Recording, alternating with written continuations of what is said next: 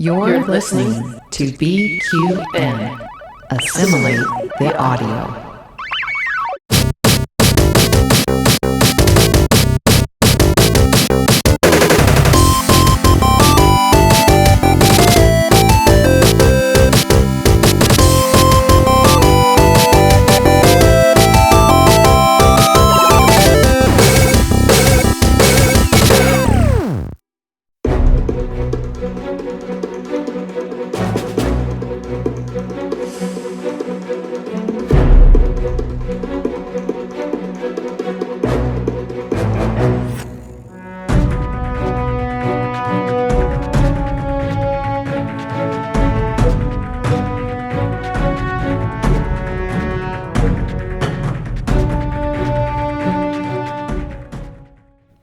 Every now and then you fall victim to the hype and pre-order the special edition of a new release title at an extravagant cost. This is full price.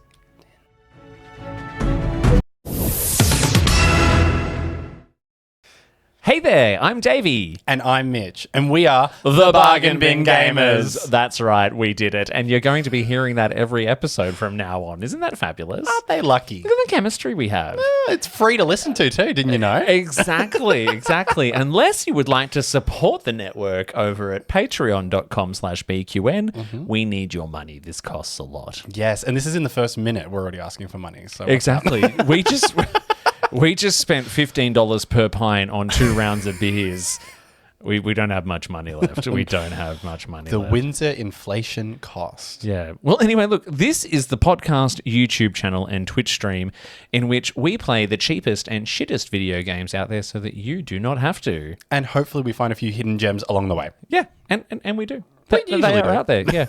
Not a lot, but some. Tune in and you'll find out. Exactly. So, Mitch, this week I have been not bargain bin gaming, I'm afraid to say. You've been affluent bin gaming. Affluent bin gaming. Big word. I have been playing a new release game, a much hyped new release game, and I paid full price for the fucking thing. The mouse got ya. The mouse, whoever Mickey. Mickey. I was like, seriously, 2 pints and this one, honestly. Look, I've been playing the much hyped Star Wars Outlaws. You've heard of it? I've been advertised it. Yes. It has been blasted all over my slovenly non-YouTube premium page. So every time I try and watch a video, it'll pop up every now and then. Well, I have YouTube Premium and I'm still having it advertised to me. So it's a thing. So look, let's break this down a little bit, right? So I was excited to play this. I'm about to have 2 weeks of FUNemployed and I was like, all right, I don't often dive into a big AAA title anymore. Yeah. And I was like, this looks really cool. Like the trailers look great. The visuals look incredible. And post what was the last one? Fallen Order?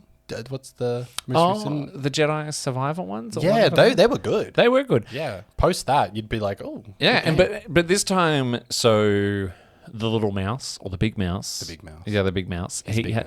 So they've handed over the reins to our mates at Ubisoft. So Righto. Exactly. I mean, well, from one, big development house that is absolutely destroying game to another. So anyway, previously EA has been handling the franchise. Yeah. I don't know how Ubisoft managed to land the license, but, a bunch of Ubisoft executives were like, oh, yeah. They creamed. They Exactly. creamed in their baguette pants. In their what pants? Baguette pants, because they're French Canadian. True. I've been to the French parts of Canada, and I don't know if I saw a lot of baguettes. Did they cream, though? I mean, you could have cream on them if you wanted. Anyway, so look, Star Wars Outlaws is an open world game which is set in between Empire Strikes Back and Return of the Jedi. I never really saw the original trilogy. I grew up on the OG, the first. Which is where this is set, yeah. Yeah. So Revenge of the Sith was always my favorite game. Movie. Attack of the that's not the original trilogy. No, that's the prequel trilogy. Yeah, but they're like the first, the number 1, 2, and 3. Yeah, but they're terrible. Yeah, they're not that bad. Okay. The first one's kind of bad. But then I only saw the original trilogy kind of later in life. So like I'm like an okay Star Wars fan. So anyway, what's interesting about this game is, unlike a lot of other Star Wars games where they want you to feel like you're some kind of Jedi master. You're the chosen one. Yeah, this one so you play as, what's her name? Kves. A girl. Yeah. Kves, hello representation. Women can be criminals too. You heard it here first. Exactly. Wow. Anyway, no. So you play as Kves, who is, and I'm taking this from Ubisoft's website, iPad up, a scoundrel seeking freedom and the means to start a new life, along with her companion Nyx. Fight, steal, and outwit your way through the galaxy's crime syndicates as you join the galaxy's most wanted. Wow. Which is, it's actually quite cool. It sounds cool. Yeah, so if you've seen the Han Solo movie... I have unfortunately been held at gunpoint to watch that movie. I fell asleep through it. It's got that kind of aesthetic to it, right? So it's more about that seedy criminal underworld of the post-Empire galaxy. And there's all these different criminal factions, and you can do jobs for them and align to them. Big open world Star Wars universe, right? Mm-hmm. Fabulous. What could go wrong? What could go wrong? The find fact that I paid $169 bloody dollars, $169.95. Let's just call that $170 and call it a night. Let's round it up. Yeah. Yeah. So $170 for the pre-order. Have you heard about this Cosy Live crisis we're going on? What for a game? I know, and I'm unemployed right now. So FUNemployed. Exactly. I'm FUNemployed. What money do I have to spend? I don't even have 2 sticks to rub together, and I'm dropping $170 on a Ubisoft game. On an Ubisoft. Ubisoft. That's not even the most expensive edition of this game you can buy. Fuck me, righto, go on. Do you want to play a bit of Price is Right? Yeah, I'm down. Okay, cool. All right, so how much is the most expensive edition? I'm not going to look at the note. I'm going to say $200. Lower. Oh, thank God. 185. Higher. 190. Slightly lower. 189.99. Holy fuckballs, you got it right. Yes. Ding, ding, ding. Well, 189. So, yeah. By comparison, even the standard edition for digital version on the PlayStation Store, $110. What the fuck is wrong with But the standard purchase? edition is, like the physical copy is $89 at Big W. I am not affiliated with Big W in any way, shape or form, but I'm just saying. If they want to sponsor, let us know. Yeah, but I also can't be bothered going to Big W. It's not, it usually isn't worth the trip unless you like the homeware section. I don't mind it. Yeah, okay, cool. For that only. I'm not buying a video game from Big W though. Yeah. So what do you think you get for $170 for this new game? Let me guess. So you get the game. Yeah. What a steal. You get a cool jacket that is exclusive to the DLC. Probably. And you get an emote. An emote. An emote. Not an emote, an emote. Well, given that the fact that the main character has been animated, like her face is basically animated to look like someone who's just had way too much Botox in her eyeballs. So mocapped from a friend of ours or something. There's no emotion happening there whatsoever. Good. No, look, actually, you get some all right stuff, right? I mean, for the most part, you actually got to play it 3 days before release. That was okay. Okay. That was okay. That was the main reason I got it, because I was like, I'm a podcaster. I want to be playing this before everyone else. I got to get my finger on the pulse. Let's go. And finger firmly on it. And you got the DLC season pass. What and some could that other possibly mean? Well, it just means that any extra missions and stuff like that, they release long after I've stopped caring about the game. You get them. I'll get them for free. Nice. Yeah. Let me just talk a little bit about what I like and dislike about this game. Right? Please, because as someone who hasn't played it, I want to know, is it worth it? Like, is it worth my $170? No. Absolute no. That's so much. But it's not terrible. Yeah. It's just okay, right? For all the hype and all the effort that's gone into it, it's just okay. What a Star Wars IP. Yeah, exactly. How far the mighty have fallen. It's now just okay. Yeah. Star Wars, the derivative edition. So what I like is that it's okay. For the most part, it is quite visually stunning. Yeah. Like very, very visually stunning. there's great performances from like vocal performances from the cast. Yeah, they're really important. Yeah, and we talked last week about world building.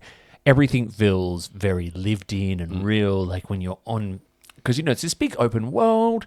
You can, and by open world I mean open galaxy. It's not like No Man's Sky version of open galaxy, but you've got Set maps on set planets. different planets, and there's lots to do, and it feels very lived in, and there's just lots of stuff happening. Lots of crime. There's lots of detail, baby.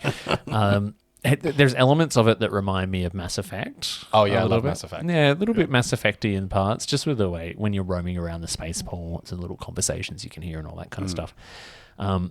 What I really dislike about it, it does nothing new.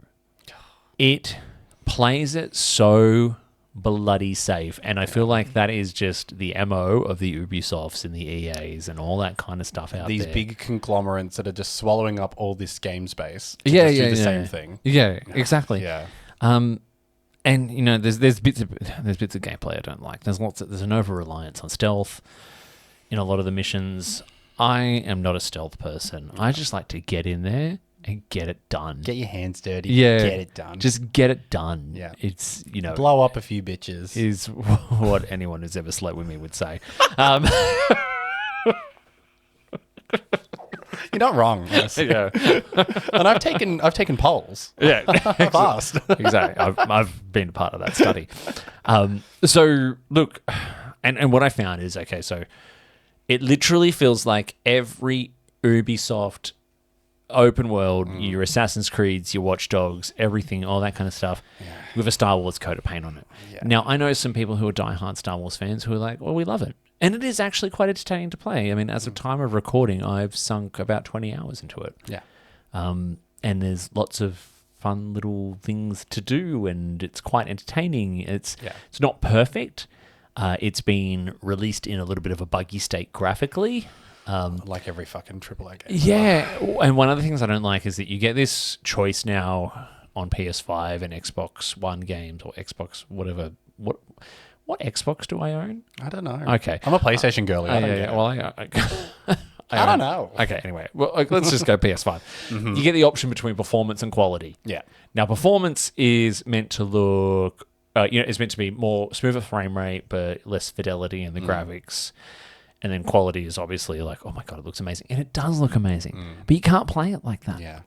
I It just runs like a cannot fucking- play runs like like a molasses. 25, 30 frame rate per section. Yeah, no. No, it just doesn't work. Not in our Lord's year of 2024. Okay, so the Make It Gay. Let's do the Make It Gay segment. Yeah. Make it gay. Do-do-do. Okay, so at this point in my playthrough, I am not seeing any queer representation. Wow, that I've that's come across so far. rare from the big mouse. However, I really like Kay. Yeah. Tell me more about it. Not ketamine, but Kay. Kay is her name. Kay. As a female lead, she's confident, she's funny, she's intelligent, and she does not seem overly sexualized in a way for horny players, horny male players, as Which far is as I good. can tell. Thank you to the Forerunner Aloy for that. Yeah. But what I did come across is some articles online from the anti-woke types, right? Fuck me, righto. Like, and you know what? Don't ever use the term woke as an insult against me because I'm not ashamed of it. No. Anyway. In fact, I wear it with pride. Exactly. You're the weird one. Woke pride. Anyway, that they were complaining that she was not feminine enough for them, What's or feminine? some bullshit like that. Also, I came across some rage that you have no option to play as a man. Oh my God, get over Like it. that hasn't been the default in decades of gaming. And the worst that I found was criticism that she did not have big boobs. Oh my God. These people need to touch grass. They need to smell the air. Yeah, They need yeah. to open up their room, let the man smell waft out, Yeah. crinkle over their mother cans, and just like go outside. I'm going to keep playing it. I've spent a lot of effing money on it. So We're not swearing now, are we? no, I don't know. Beep. I've spent a lot of money on it, so obviously I need to see it through, and I've got 2 weeks of being FUNemployed in which to play through it, which And is there are, wonderful. as you said, there are some positives to it. It looks good. It's got a nice main Yeah. character. The Yeah. world seems like it's got good detail. Yeah. And look, and Star Wars, I'm neither here nor there on Star Wars. It's got some tropes of Star Wars, like the cutesy little character. So Nyx, her little animal creature that she sends off to like distract guards and all that kind of stuff. And of course, it's adorable. Look out for plushies of it all over Disneyland this Christmas. Right. And there's a droid. Of course, there always is. The funny droid. Well, Funny, quirky droid. Well, no, this one's kind of like he's more like a hard-ass droid, but he's got like a heart of gold. Is it because is he She hard wants ass? to change him. Is he like the one in Rogue One? Was it Rogue One where it's like, I don't get sarcasm? Yeah. Is it kind of like that where it's kind of like a straight man? Yeah. Not like a straight man, but like playing the straight man character, right? Yeah, a little bit. Yeah. Yeah. So anyway, and the last thing I'll end on with that before we kind of move on to our next topic is, okay, it's an open world game. I think people were very excited by the prospect of an open world Star Wars game. However, like I said before, it does nothing new. And it is riddled Roll that up. My goodness. with open world cliches, right? So there's a lock picking mini game.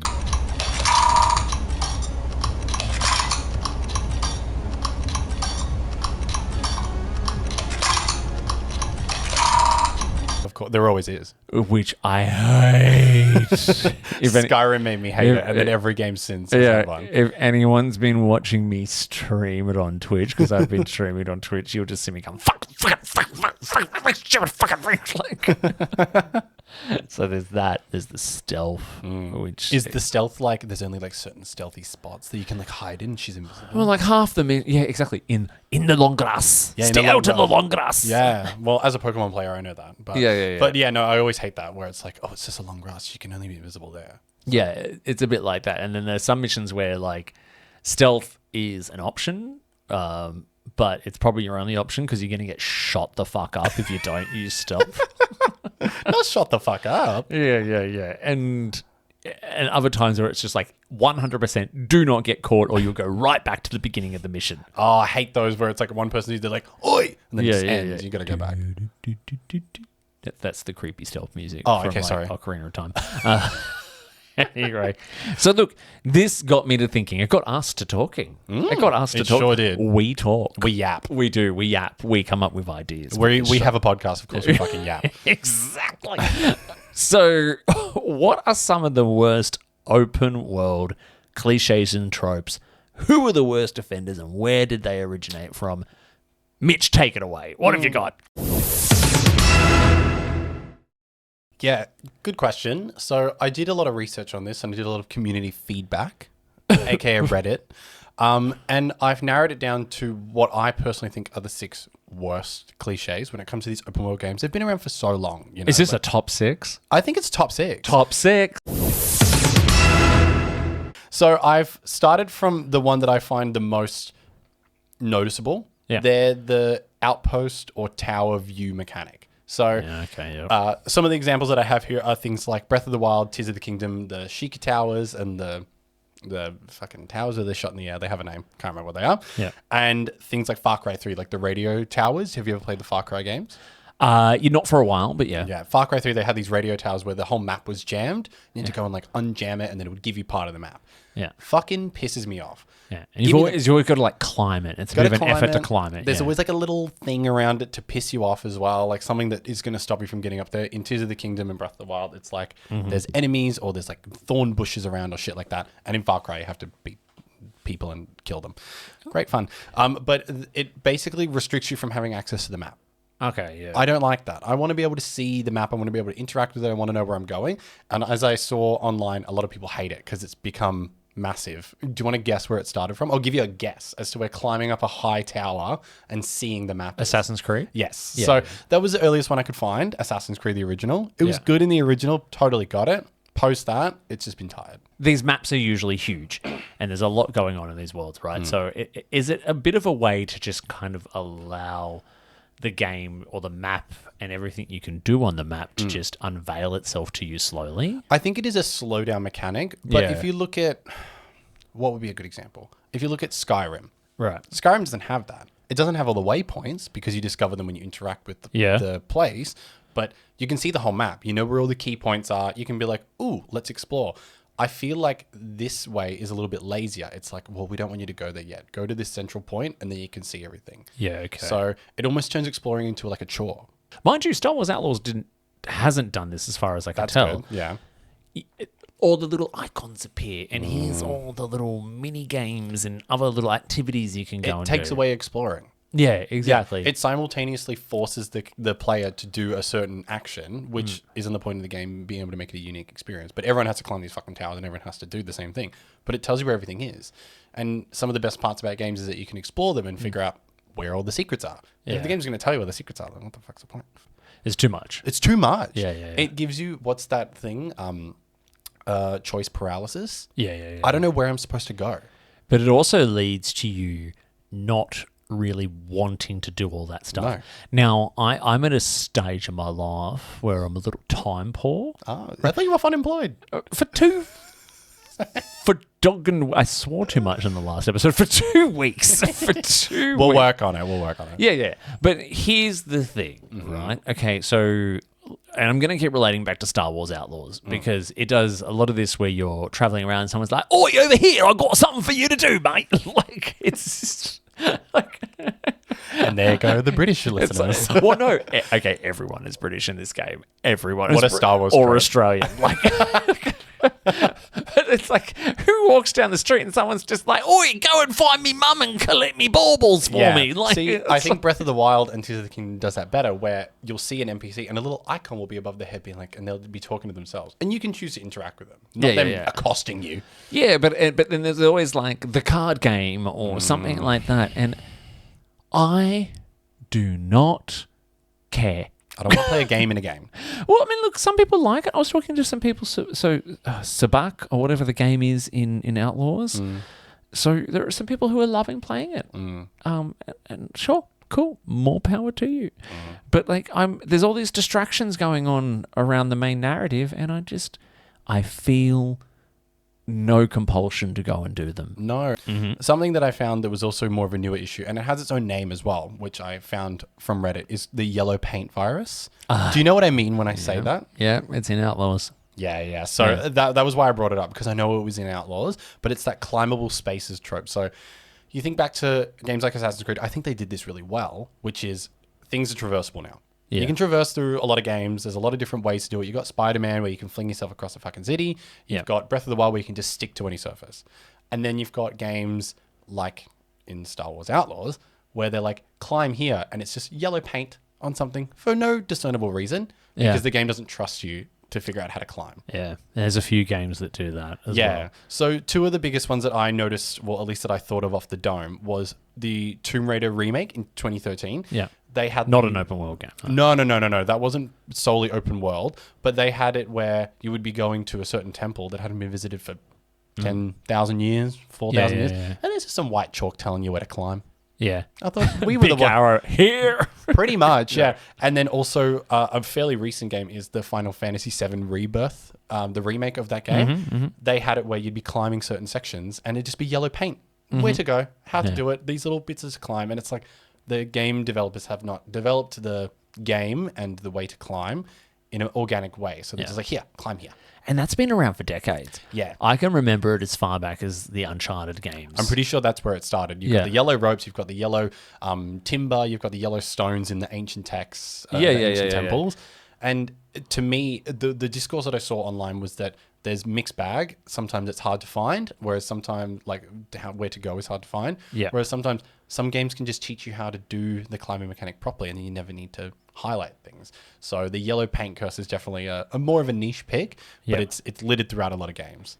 God, it's interesting how long some of these things have persisted. Yeah. And it does make me worry about the mainstream AAA market, right? And just how much it's become about revenue and profits for these companies, where they will just continue to reuse the same shit over and over again. Well, it's the reusing of assets, and I mentioned it before. It's that It's just, I don't even assets. It's just gameplay mechanics. It's just like, let's just take let's just throw all of these different mechanics that are tried and true into the one pot, throw a different fresh Star Wars or whatever coat of paint on them, and hype it up with the latest visuals. And I think that's really how that's what these ones can do, right? They get you with the visuals and the IP. Yeah, exactly. Yeah, it's like, oh, you see this thing that looks incredible, and they do look incredible, look especially with the new. But TVs it's not enough anymore. No, looking good isn't the be all and end all, and I firmly believe that because I play old Pokemon games and I play fucking Breath of the Wild, which is all cell shaded. Yeah, I don't need to see 4K graphics to enjoy a game. I need a good game. Yeah. So, yeah. And that moves on to another point, and this is actually a really big pet peeve of mine, which is the repetitive side quest trope. Fetch quest. Guard me. I have to go somewhere. Get there yourself, you lazy bitch. Exactly. Jeez, if only someone would go over to the other side of the map and get me berries. It's like, you've played Tears of the Kingdom, haven't you? Yes. The fucking Koroks. Help, I need to see my friend. Can you get me over there? No. Have you seen those videos of where people tie them to a cross and set them on fire? Yeah, but okay, so in defense of Tears of the Kingdom, though, I mean, those were more like challenges. They are. They were puzzles. They're more puzzles to be solved. These are more like infinite quests that pop up in these games. And a massive example is the Fallout 4/76 ones. I did a bit of research into these ones, like those fetch quests, the guard quests, the little things. They actually infinitely run in those games. They never end. You can do them forever. They're just there to busy out and pad out the game. What a fucking waste of time. If they give you something really exciting, that's really good on them. But like I said, in Fallout, they're borderline useless. They're just there to look like the world is full of life. They're just there to seem interesting. And a really recent pet peeve of mine is if anyone's played the new Skull and Violet DLC, the Blueberry Academy, there's a thing called BBQs. Sorry, the Blueberry Academy? Yeah. There's an academy called Blueberry Academy. Sounds like something out of the Wiggles. It sounds like a Winx Club thing. Deary me. You go to this fucking school and you sign up and they give you these things called BBQs, Blueberry Quests. And they're literally not just a barbecue. No, I wish. Not a BBQ shape. It is a little bit of like a haha, aren't we funny issue, but it's literally just go and see this Pokemon. You finish it and another one just pops up. Right. And then you go and do another one and it just pops up again. And it's just a way to accrue these points that don't exist to access more of the game. Yeah. Why are you limiting the game from me? I believe we call that a grind. Yeah, well, it's not worth it. Yeah. Especially in a DLC. This is a DLC add-on. Why am I doing a grind? Yeah, and these things all generally exist to, you can ignore them all, generally, right? You can, most of them. And it's there to enrich and prolong the experience for the most part. And, you can get more rewards that maybe make your character a little bit more powerful or more money so you can buy more power-ups and all that kind of stuff, right? So the general idea is like, hey, you can go from point A to point B to point C and finish the game and just experience the plot, and that's fine. However, look over here. Yeah. Like... But I guess the argument that I saw online, and I do agree with it, is the game should be winding and weaving and flowing instead of just going point A, point B, point C and having little side tracks. It should be able to throw you off and not have exactly a linear story. So, I mean, not to fucking suck its dick all podcast, but Elden Ring is really good at that, where there's no such thing as a side quest. There's no such thing as really a main story. Yeah, there's key points you need to go through, but there's like 50 different ways to do it. And I think we mentioned this offline as well, where some of these games that are coming up that are more Soulsborne-y, I think that's almost like the way they're going to start going. They're going to forego a lot of these traditional side quests and have more side quests that tie into the story or have their own little arcs and things like that, which I think are a bit better. These ones, which is like the fucking follow a dog around or something and make sure it doesn't get killed in the wasteland or Fallout. Like, what are we doing? That's not aiding the gameplay really at all. So Elden Ring has been sucked dry by this point. I'm going to keep going. It's having a Cialis as we speak, and I'm about to keep going. So, but with that one, I wasn't able to really find much of an origin for it. I think it's just been a game padding device for a while. And I think your next one kind of ties into something to do that's kind of similar, right? Which is... This is actually a personal bane of mine. I actually hate this. I became conscious during this period when I was playing Skyrim, but this is the reused NPC dialogue and like the character models. So there's nothing quite immersion breaking than going to a town, talking to a guard, talking to a character, going to the next town and talking to the same bitch again. Yeah. You're in a different place. They should be different. And I know it's a little bit of extra work, but this is the little TLC that we're talking about that makes these cut and paste games that we're talking about look shit compared to some of these Elden Ring games. You know what I mean? Like you've got the classic Skyrim arrow to the knee with the guards. Yeah. You can interact with that 70, 80, 90 times while playing through a playthrough of Skyrim. Are they all the same person? Yeah. I mean, but back then, at least in Skyrim, it was just part of the joke, right? It became a meme. I don't know if it was intentional, but they sure rolled with it. Yeah. But you've also got a more recent and one of my most hated games. I know it's really, really popular and people really like it, but I was so hyped for this game and then it was garbage when it came out. But Cyberpunk 2077. Oh, yeah. Beautiful game. Loved it. I love that cyberpunk feel. I love that vibe. It's literally a massive detailed world with a bunch of identical people walking around. Yeah. You can interact with the same character model 2 streets away. And this is supposed to be a AAA brand new game that's supposed to be 5 years, 6 years in the making. You mentioned reused NPCs and character models, but also environments. Oh my God. I hate So that. Star Wars is doing a lot of this. One of the worst offenders for this ever was Dragon Age 2. I don't know if you ever played that. I've only played Inquisition. Okay.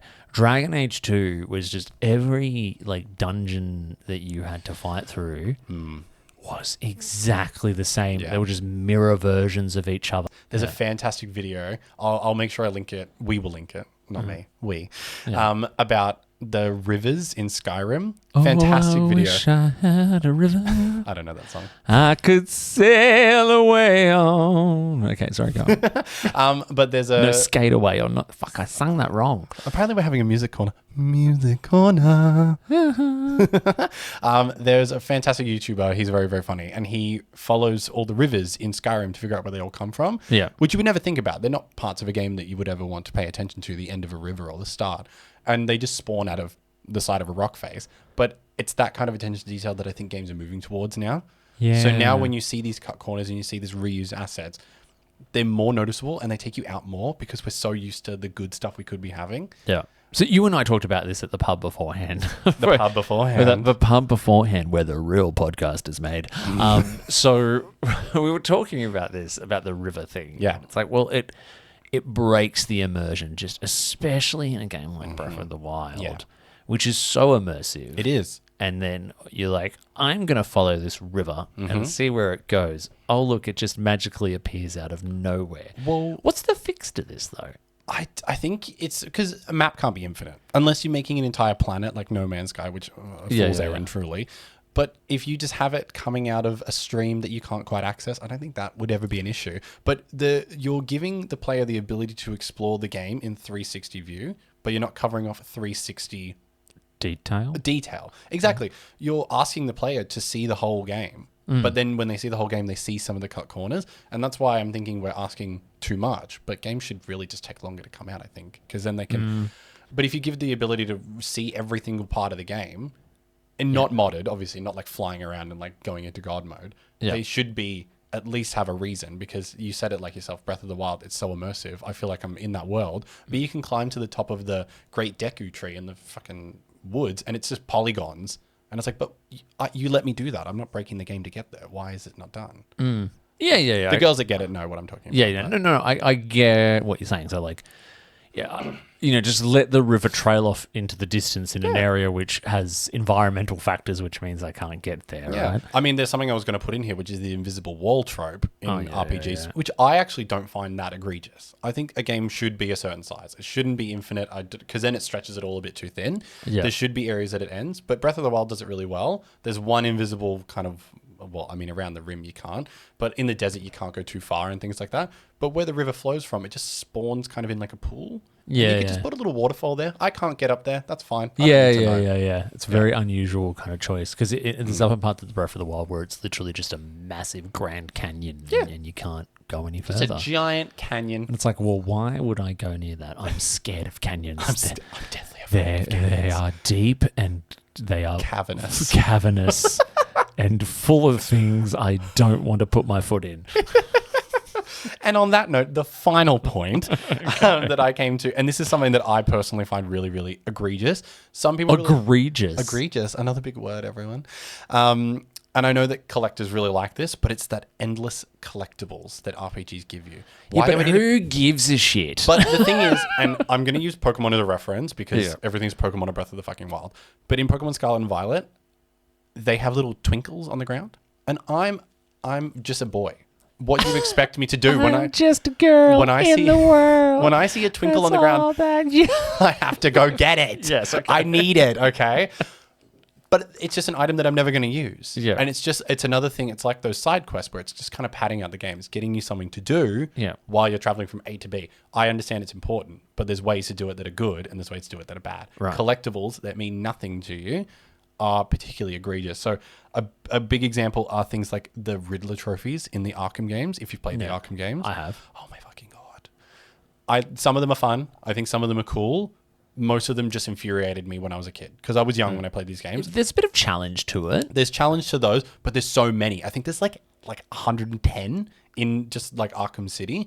And then you're straying from just like the random collectibles you find on the ground to something that is needed for an achievement, because I know achievement hunters, they're big. Yeah. But you've got something like in Breath of the Wild, Tears of the Kingdom, the Korok seeds, those fucking little games. Yeah, they're cute. Guess how many there are? It's like 1,000 of them. Yeah, almost. There's 900 in the fucking game. Yeah. And they change around from the first Don't game you to the just second get a game. bigger wallet? Yeah, that's it. You just get more space to hold stuff that breaks. And first of all, I like the braking system. But yeah, you get more space just to hold stuff. Right. But by that point, I mean, you've probably done most of the rest of the game anyway. Yeah. Like, what do you need more rupees for, dickhead? Nothing. Exactly. You don't. You Yeah. don't need an extra space for another glamorous bow. It's going to break after 40 shots anyway. So, I mean, I come from an era of gaming, like on the N64 with your Marios and your Donkey Kongs and your Banjos and Kazooies. Banjos and Kazooies. The plurals. Yes. Anyway. So those, I mean, like 3D platformers and all that, they kind of invented the whole collectathon They thing, sure right? did, And, yeah. But it was manageable and challenging to an extent. Some say Donkey Kong 64 took it too far. Yeah. But, you know, it was just like, okay, there is 3 or 4 different things of escalating number of which you can collect within a level, and then that's it. This is just like, how do they expect to capture people for so long in an era where they're spoilt for choice? Well, I think there was a really interesting interview, and I can't quote it perfectly, but it was from the people that from Game Freak, the people that make Pokemon, and they were talking about how the gamer's time is so skewed now between their phone and the internet and all these different things that they need to make sure that they've got something going on all the time. And this was in relation to Pokemon Sun and Moon, which was like basically a game on rails. They never gave you a single moment to kind of do anything you wanted. And I think that is a sentiment that's bled through to a lot of games where it's like, well, if we're not hooking the player with something at all moments and we're not giving them the time to do something, they're going to get bored and they're going to turn the game off. So open world games, right? Love them. We Love open world games. Let's just be clear, right? just want to clarify. We have just spent the last hour fucking slagging these things off like you would not believe. But we keep buying them. They're good. And they keep getting pumped out, right? Yeah. Like, we're definitely getting to a point where we need a little bit of originality and creativity. It's becoming the Marvel trope where it was really, really good and now it keeps happening and we're like, oh my God, please do something new. And things are new. There are new things happening, but it's just a little bit of a slower turnaround, I think. So what makes a good open world game? I think if you're going to make a game that focuses around you exploring an entire map, make exploring the main part of the fucking game. Okay.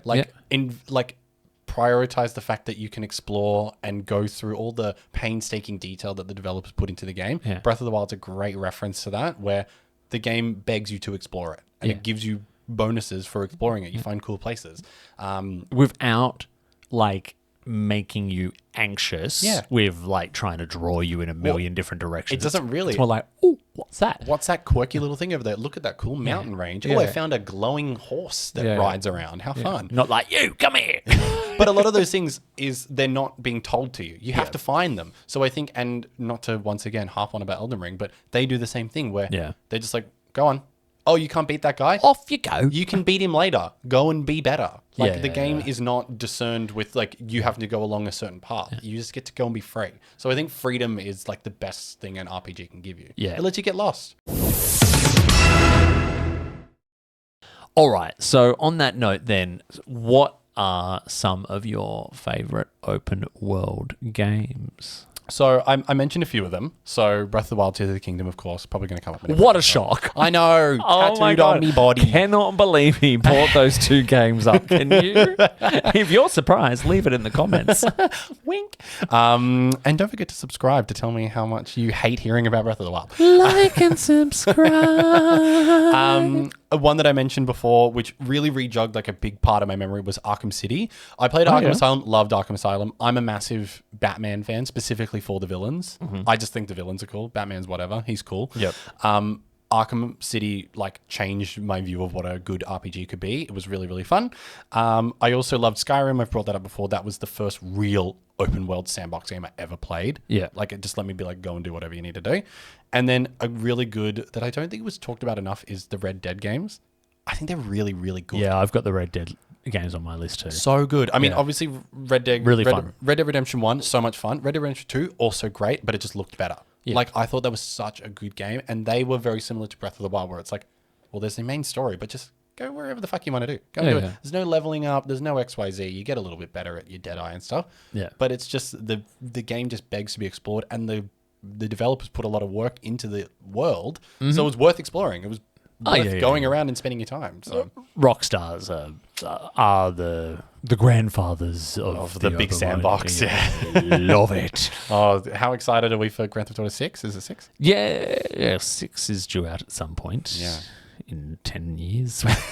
There's been a trailer for it, hasn't I'll there? bring it to you in the old folks' home. Cannot wait until that happens in And, 18 months' time. Well, what about you? Tell me about yours. Well, actually, so I had GTA 5. Of course. Yeah. Yeah. A good option. And today, even to this date, it still looks better than a lot of other games that are out And there. it came out, what, like 2016? Oh, yeah. Oh, yeah. Oh, yeah. Like a while ago. It's been a while. Yeah. And it's one of those full price games. I think it was like a 360 PS3 title. Yeah, wouldn't originally. surprise me. Yeah. But it's another one of those evergreen games where they just never need to cut the price. It's like Breath of the Wild. Yeah, they don't need to cut the price because it's still good. It's still good to this game. And the amount of detail in it is incredible. I had Red Dead in as well. I did actually mention The Witcher 3 in there, although I was very paralyzed by how much there was to do in that. I did have a good time when I played it, and I really liked it that you could fuck in it. Yeah, I love being able to fuck in that game. Shout out to God of War, by the way, for letting me fuck and getting XP for it. Yeah, exactly. Unlike the people who all say they've got XP for fucking him. The Just Cause series. What a wild game franchise, can I just say? I've played it on and off. So much fun. So much fun. So It's stupid. Fucking balls to the wall. Ridiculous. It is, and it's good for it. Yeah, exactly. But that's the thing. It leans into that. It's not a tropey game. It's tropey and it has similar like cliches, but it leans into being silly. So it's got its own identity. It's not that stretched over skin of the Ubisoft game that we've been talking about. Yeah, and all the destructible environments Yeah. and just how, like you can, I'm just going to grapple onto this helicopter and use it to get up to the top of this mountain. And I've got a bottomless parachute that'll just come from anywhere. Exactly, yeah.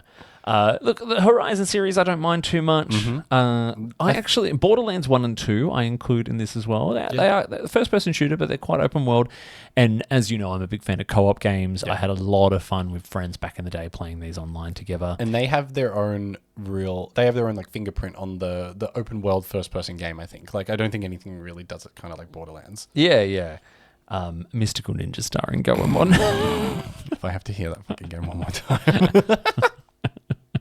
And one I actually haven't written down here in the notes, which was on the N64, which was one of the original open world games, is Body Harvest on the N64.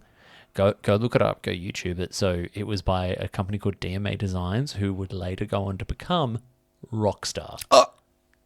Origin story. Yeah, exactly. Love it. It's, I mean, like when you look at it, you're like, what the fuck? But it was, you got dropped into a map, you could take over cars and all that kind of stuff. So it's just Grand Theft Auto, but on the N64. Yeah. Amazing. With like very low resolution graphics, and you were the size of a house. Wow. But it was the original. It was great. So good times. Guess what? What? We've got a new segment. What? New segment. Fuck, we're dumb. We are really fucking stupid. All right, so Mitch, our new segment for today, because we are the Bargain Bin Gamers. Exactly. So this is a new segment where we are going to highlight a few bargains out there that we think you should consider picking up. Now, I have just gone and trawled through the deepest depths of the online storefronts. He gloved up for it. I gloved up. I was elbow deep. Oh my God. Like elbow deep, right? Like, There goes our chances of ever getting sponsored by I have seen some shit. Literally and figuratively. Davey, get to the list. Okay, anyway. So these are anyway, I was looking for games that I've played. I'm not sponsored to say this, but if you'd like to sponsor me, I need your money. I'm unemployed. For 2 weeks. So I want to count, I've got 5 here, right, that I found this morning that I think are well worth picking up.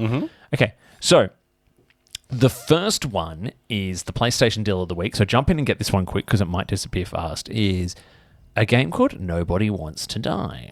Now, this is the game I was telling you about at the pub before. So this is from your friends Don't Nod. Don't nod. Don't Nod. So Love them. I got this because this game only came out this week. It's 25% off on the PlayStation Store at the moment, only $28. So even at full price, it's not that bad. I think I'm going to go and get it. Look, so this I found this on a list of games. I think it was on What Culture or something like that, where they said, you know, one of the top games that underperformed this year commercially, which is apparently really, really bad in this day and age to do so. But anyway, I started playing it. And I wish I'd started playing this before I started playing Star Wars Outlaws. So I'm going to jump on this straight away. Amazing, like steampunk mixed with film noir. It looks stunning. The story is like really engaging. Great sci-fi stuff, high concept sci-fi with people. Don't nod is good with that. Yeah. People who swap bodies to stay young and all this kind of stuff. Anyway, I've only played like the first 20 minutes. And you're already hooked. And I'm already hooked. It was worth the 28 bucks. Enough to recommend it, right? And I'm not getting any kickbacks for that.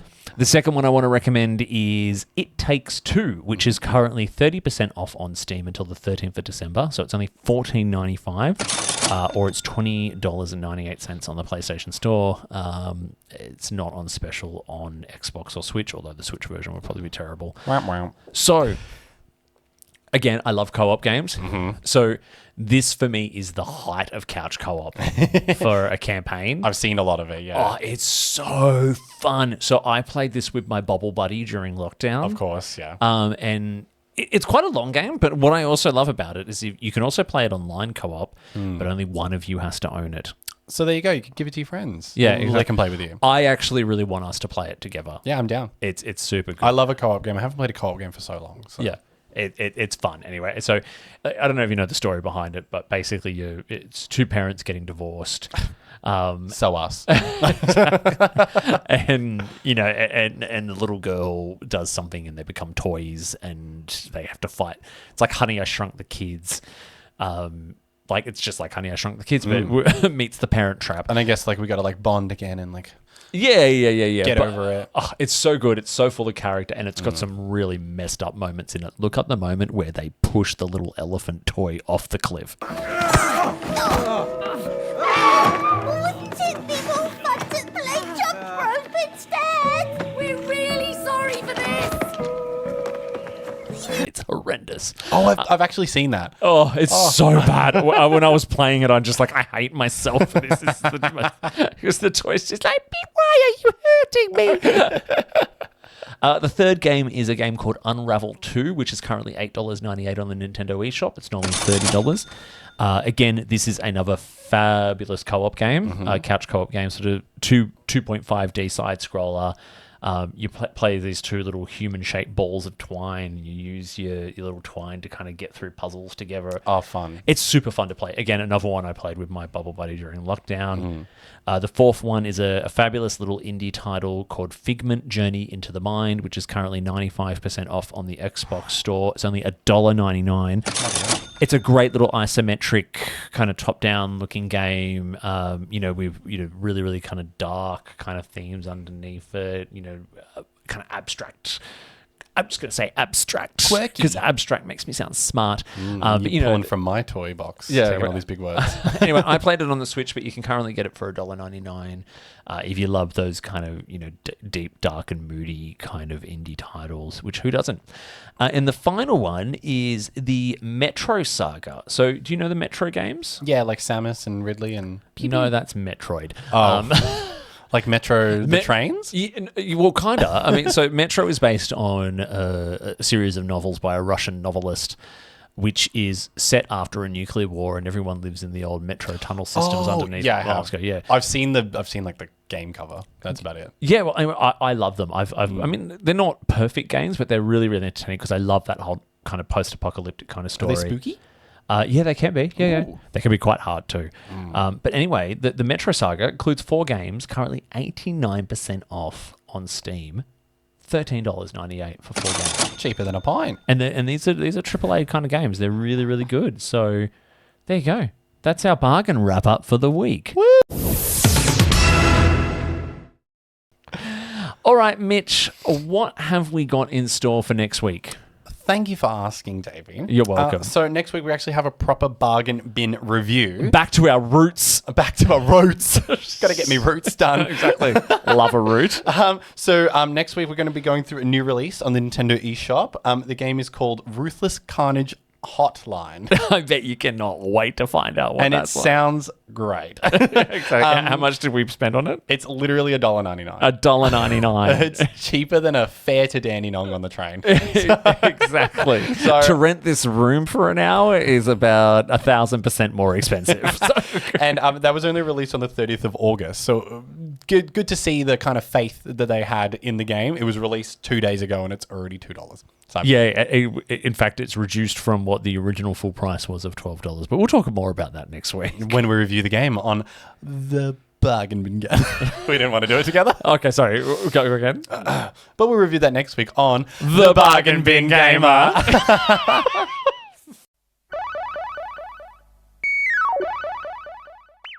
If you enjoyed this episode, make sure you give it a big thumbs up on YouTube or follow the podcast wherever you get your podcasts from and leave us a 5-star review.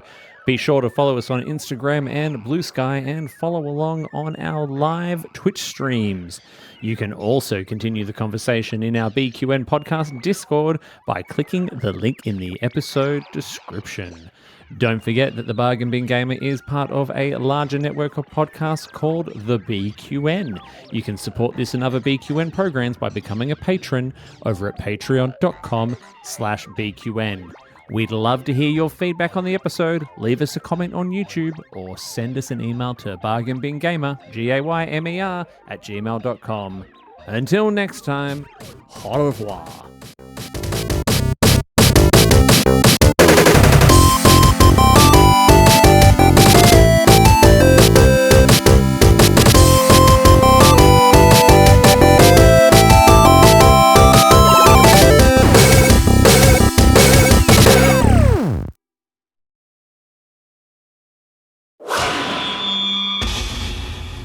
Double T Media.